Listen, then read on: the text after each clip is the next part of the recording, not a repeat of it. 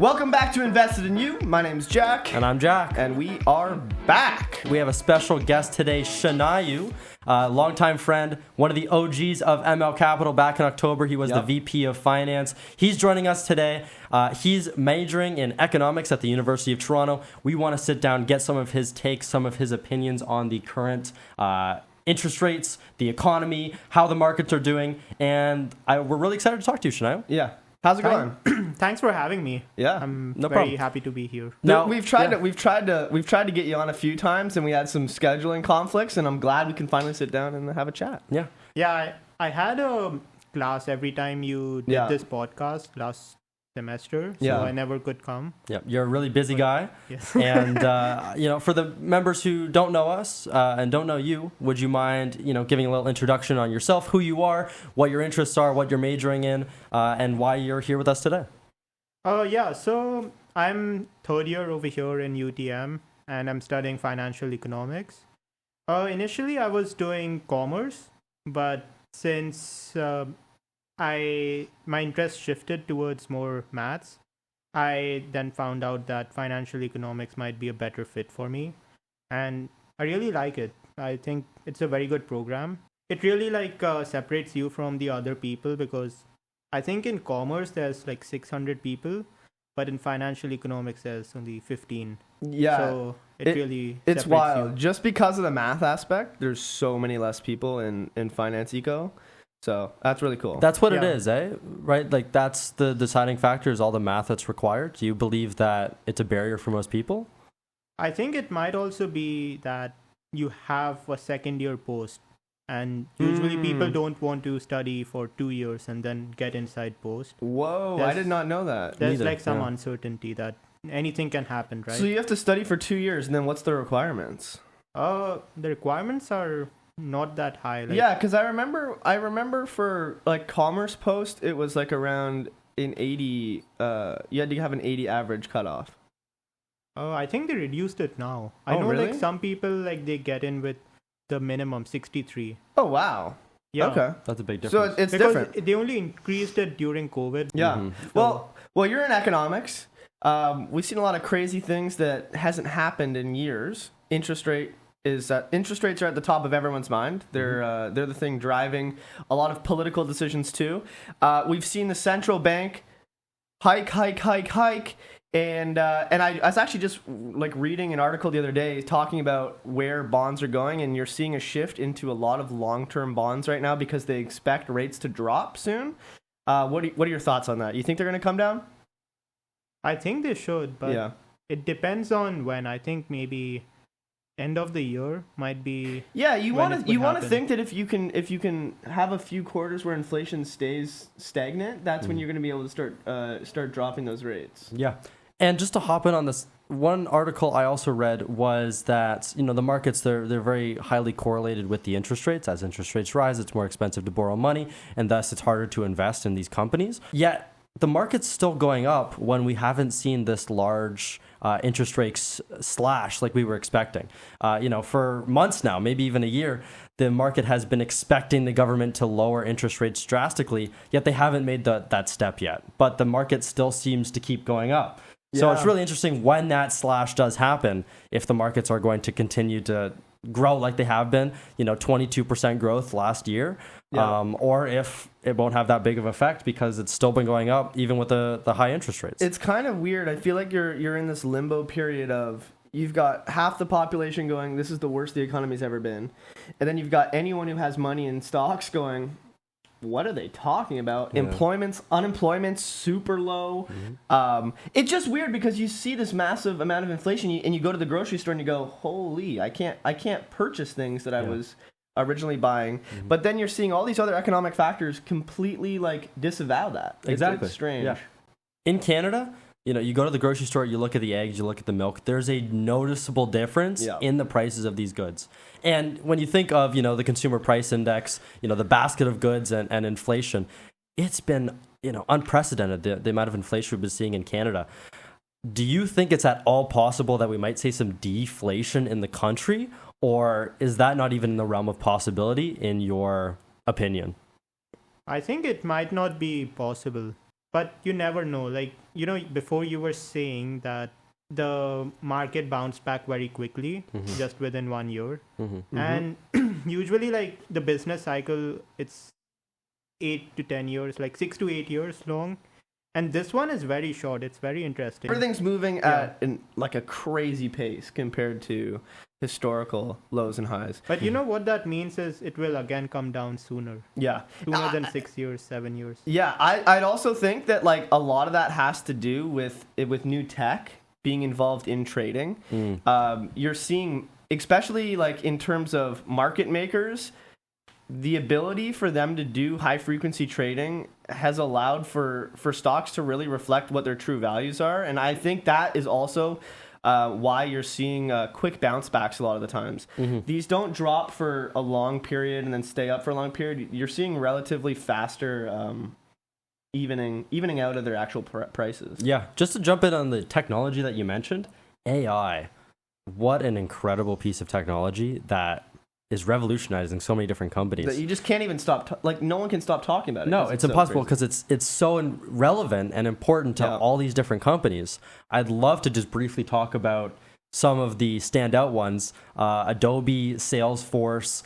These companies, these data companies, were looked at as a good AI play, right? It was these companies are really going to benefit from AI because they're going to use them in their systems. They're going to be more efficient. They can lower costs.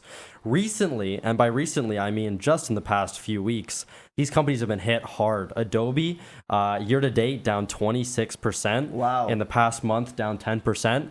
Some of these big AI plays, the market switched on them because they've kind of taken more of the approach, more of the opinion that these companies are going to be hurt by AI, right? And it's almost still up in the air of which companies are going to benefit from AI and which ones are going to be replaced. Yeah, it's hard to say. Like, look at Adobe, for example. They're coming out with new AI products. They hope that that's going to, they hope that the customers are going to want that. But then also think about it. If you have a customer base, and just on like the micro scale, like if you are selling Photoshop, right? Who are you selling that to? Well, you're selling it in the retail side to someone who wants to create something. Images. But if AI now does that and you're offering AI, are you essentially making your other product that you're selling useless? Yeah. And I don't know. Like, there is an argument to be made. Like, maybe this is, and the way they say it in their books, I just did a report on them. They say it's democratizing creativity, making it easier for anyone and everyone to go and make something really high quality. Yeah. And I think there is an element of that that's true. But it'll be interesting to see, like you said, like, is that going to cannibalize their own products if they start releasing AI stuff that can do it all? Yeah, I think it definitely takes away from their company and their, power. And then how do they price that? Like, how do you price that? That is such a hard thing to try and, like, this is the value of that AI tool. Yeah, we have no way to compare it to current existing technology. So everything is still just so up in the air. Here's what I'd like to ask you, Shanayu.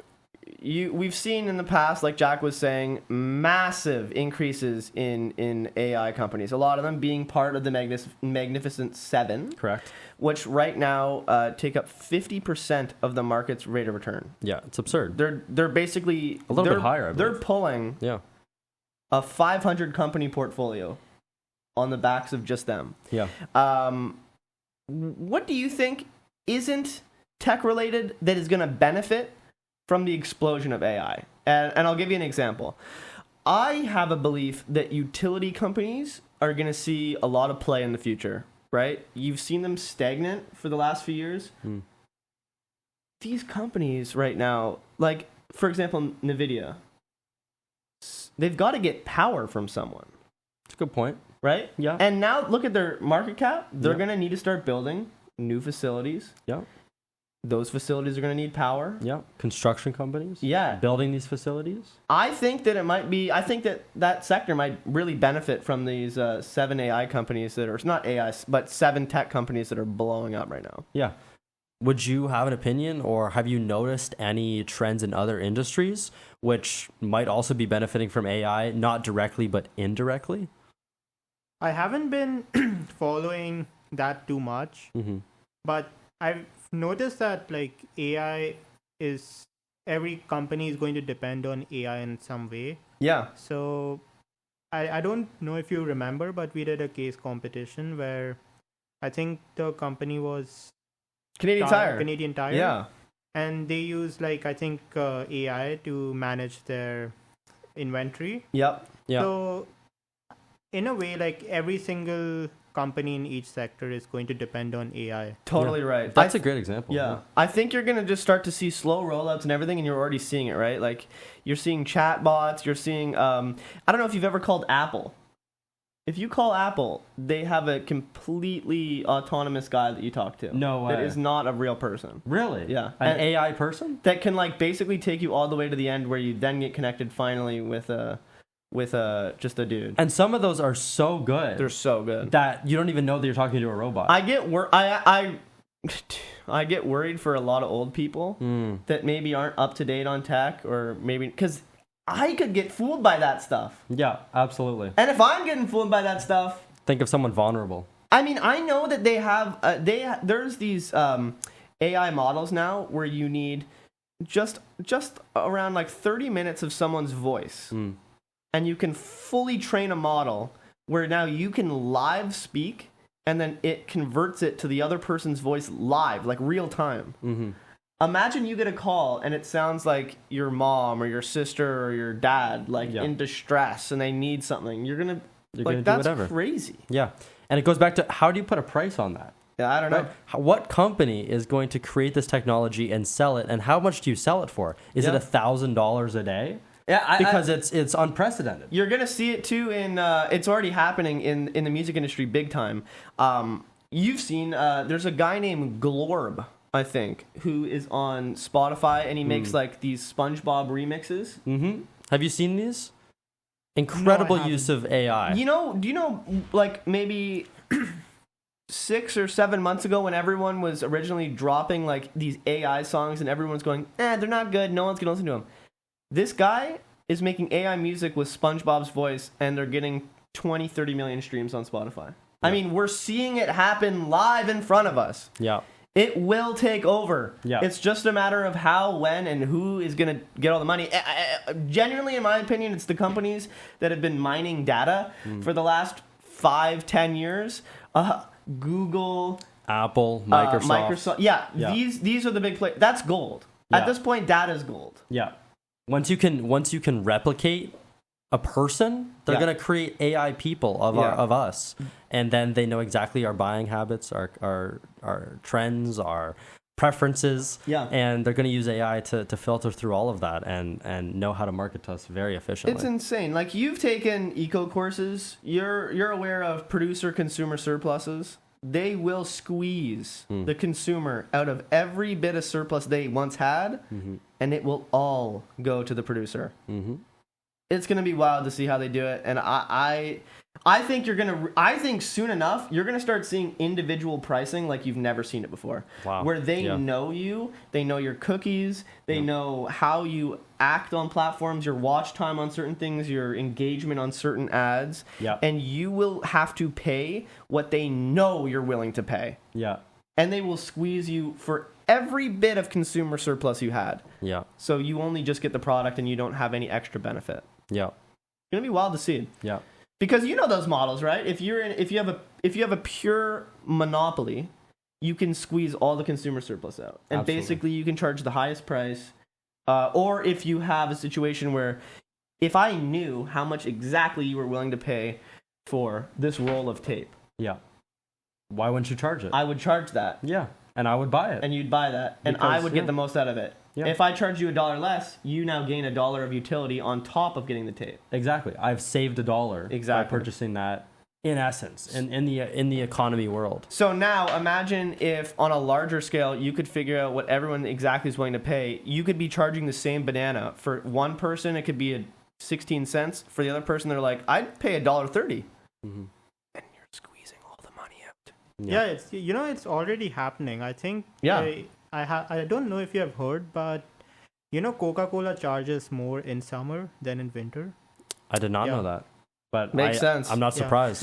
Makes Because sense. they try to show that to show the customers that you're thirsty Yeah. and you need to drink Coca-Cola Yep. in summer. And Interesting. I don't think that's very true. I don't think Coca-Cola does a very good job of giving you. Yeah, it's not a fulfilling, good. yes. Yeah, You yeah. would- In the physical ingredients of Coca-Cola, not good for you, but marketing, wow, what an incredible company. They've been Yeah. doing it so well.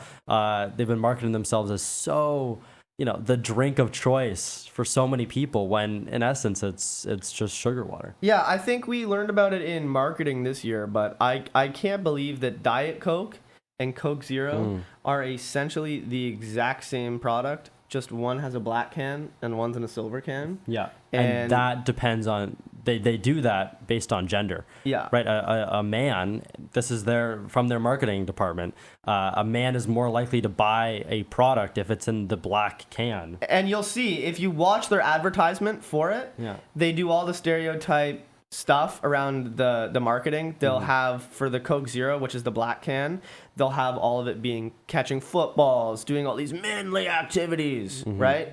And weirdly enough, it works. Yeah.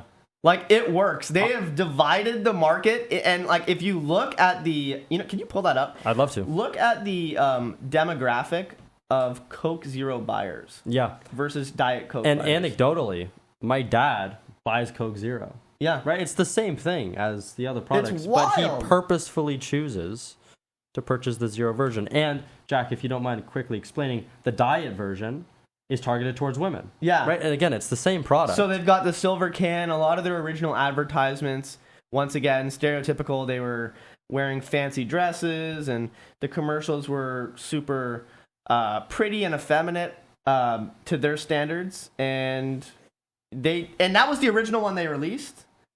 And in their blind taste test, men loved it. Right? They noticed, men love it, women love it, everyone loves this Diet Coke option. It doesn't taste that different, and they think that it's healthier for them. It's going to be great. And when they went and put it on the shelves in these silver cans, they went, why is 70% of the buyers women? Mm-hmm. And then that's when they had to make that shift. Mm-hmm. Is that a bit snaky, you think? It's all marketing, right? It's tough to say. Shania, what is your opinion? What do you think about that type of marketing? I think it's very smart for them because they are able to target all the customers. Yeah. So I think at that time there might not have been a very big segment which is cold drinks with zero sugar. Yeah, 100%. I think it was a very good move for them. Yeah. Mm-hmm. But I personally feel that if you're drinking Coca-Cola, just drink the original one. I've been saying that, man. I don't know. The Diet Coke, my girlfriend's in, she's doing a kinesiology degree. She's basically done, and she does a lot of these courses at her program where they were talking about the health benefits of aspartame versus sugar. And from what she said, always drink just the normal one. Take the sugar problem and... It's much healthier. The aspartame, I don't know what that's going to do to you down the road. I mean, we know... I don't know, dude. It's always the question, is it better or is it worse? And we're not going to know. I find it just tastes like... It doesn't taste good. Yeah. The Zero. Coke Zero, Diet Coke. Not good. Yeah. Can I quickly, before you jump in? 75% of Coke Zero purchases are men. Wow. Approximately 70% of Diet Coke Wow. purchases are women. So there's definitely, it's not a massive 100%, but there's definitely some sort of discrimination on gender when it comes to these two products. Take that weird stat Yeah. when the next time you want to impress someone. Yeah. Anyways, we were talking a little bit about, is there going to be some deflationary period? Are we going to see prices go down? I think we all know the term price stickiness. Yep. When prices rise, they tend not to drop back down. It's the same thing with wages. Exactly. Think about it if you were at a job and, usually you get a raise and it stays there. Yes. Imagine if every other week you were getting raises and then cuts and then raises and cuts. It would be it'd be wild. And some things are more sticky than others. So right? Some things do fluctuate up and down. Car prices, for example. Tesla, as a great example, they cut their prices. It's a little more fluctuating. When you're looking at what most people are getting kind of hit hard in this inflationary period right now, which is groceries. You're seeing a lot of these prices rose at the beginning of COVID, and they just haven't come back down. No, incredibly sticky. Yeah. Yeah. And I don't know if you're Metro, are you going to start dropping your prices? No one stopped buying. They need to eat. Exactly. You have to eat to survive. Yeah, and they're just waiting for an excuse to raise these prices, right? They want to raise them. Yeah, I think you're going to see I don't think those prices are going to drop back down unless. So I think there's two situations. One grocery store does it first. It causes everyone to go to them. Classic competition. Other stores have to follow to stay in business. Yeah. That's unlikely. I think Yeah. all these stores want to make more money. Why would they do that? Yeah. Second option is that the government has to step in and go, these prices are too high. Yeah. Cut Here's a your margins. price ceiling that they'll implement on certain products. Yeah. Eggs, price ceiling of $2 an egg or whatever it's going to be. I'd love to quickly jump on the point where you said, does one grocery store cut their prices so that to drive more demand and consumerism into their stores? It's almost a guarantee that all of these stores are in collaboration with one another, just like the telecommunication companies, just like the banks. All of them, they talk to each other and they say, okay, we're going to set prices higher, and they all do it at the same time, so that they all benefit. I don't know if you remember this. I think it was. I need you to search this up on the computer while I'm saying it. Yeah. It was a bread company, Okay. and it was Sobeys, Okay. and they. Before I say it, I just want to make sure that's right. Search up bread company and Sobeys. Price fixing? Price fixing. Is it those two companies? 5 years since fixed bread pricing has started at Loblaws. Loblaws. Okay. Yes. So they got in a ton of trouble because I forget they were basically like what you were saying. They were in collaboration fixing prices. Fixing prices on bread. Artificially to try and drive it up. And a necessity. At the time, I think when they got caught doing it, they had a huge payout. And actually, anyone who bought bread during the time got like free coupons. Oh, wow.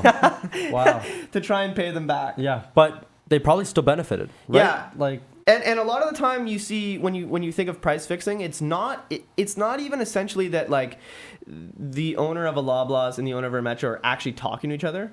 A lot of this is indirect. You'll think about it. If you're a store owner, because that's illegal, right? It is illegal for Loblaws and Metro to talk to each other and go, we're going to both raise these prices right now. No one has the option to have a lower price. Exactly. It's not illegal, though, if Metro goes, we're going to raise our prices. Loblaws sees it and then follows suit. Exactly. Which is of course, that's what's going to happen. Exactly. So, Shania, you're in economics. In economics, there's this idea of a cartel, right? Very common. That's what they call it in economics.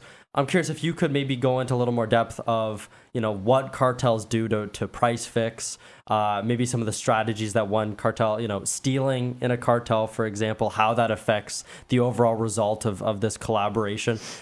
Bring some of your economic skills to the table here. Could you give us a bit of an explanation of how this works and why it works for these companies?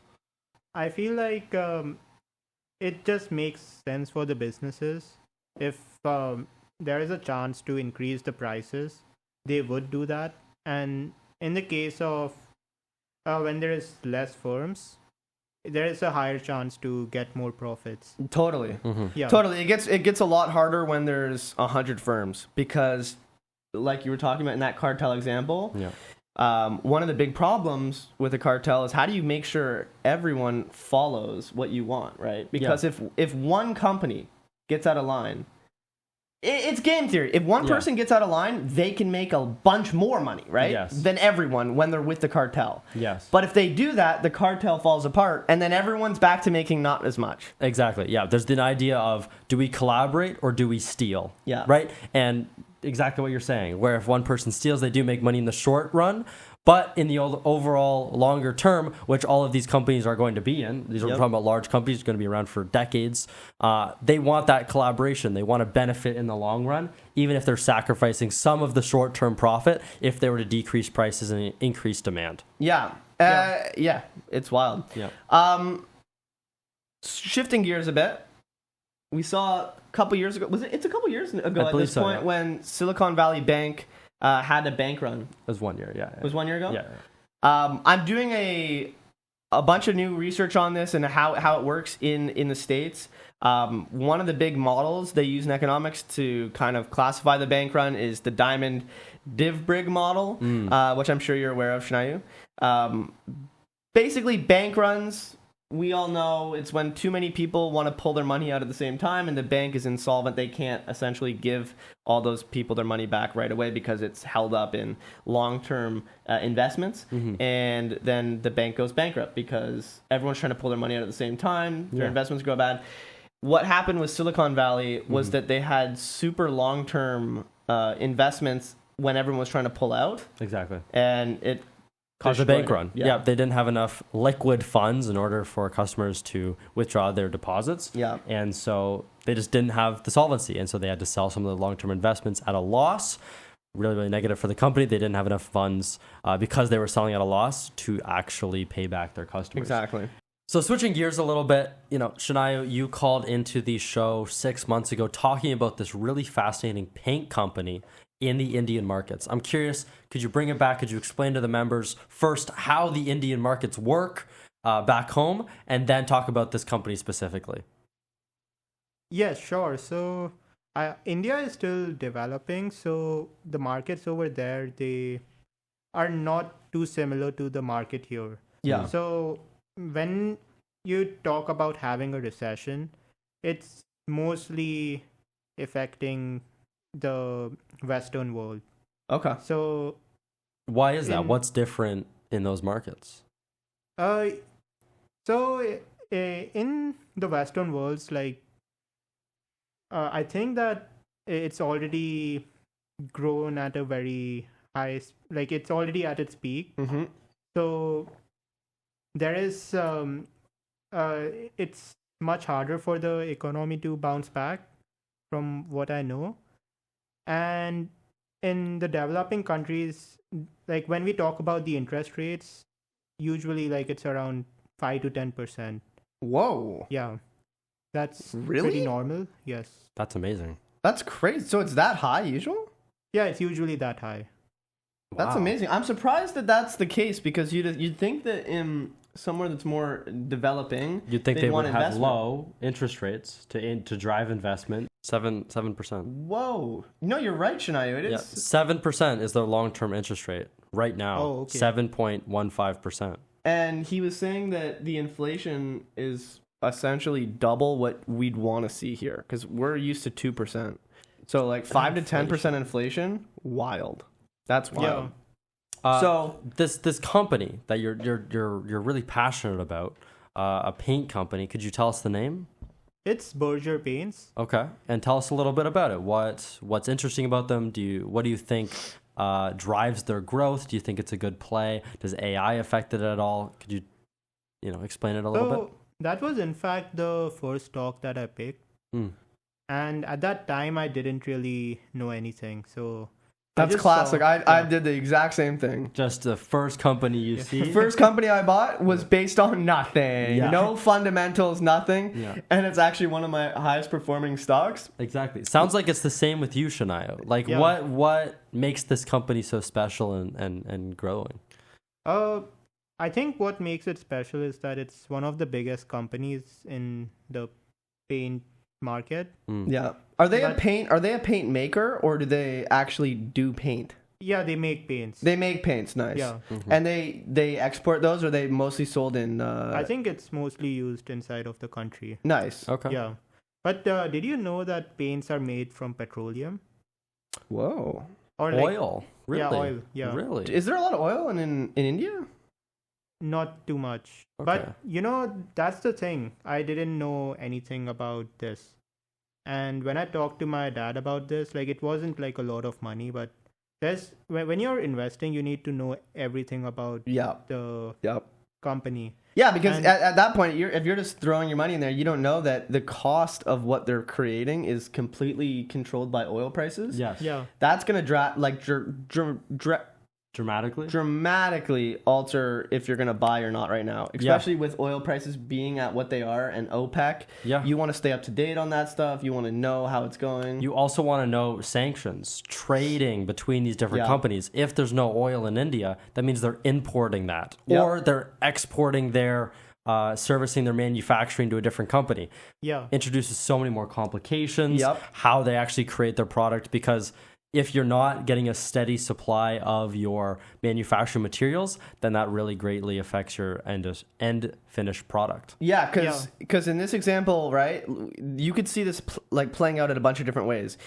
I think America had to put a bunch of tariffs and stuff on imports from certain countries during the Russian war, like the war going on right now in Ukraine, on imports from Russia. Yeah. And you're seeing countries do this all over the place. You're seeing China not staying out of it, kind of just taking oil as they can get it for cheaper than we are. So it would be interesting to see what's India doing in that play, and how would that actually affect the paint company as well. Yeah. That brings us to the end of the podcast. Thank you for listening if you're listening till the end. And feel free to follow us on LinkedIn. And it was great talking to both the Jacks. Thanks for having me today.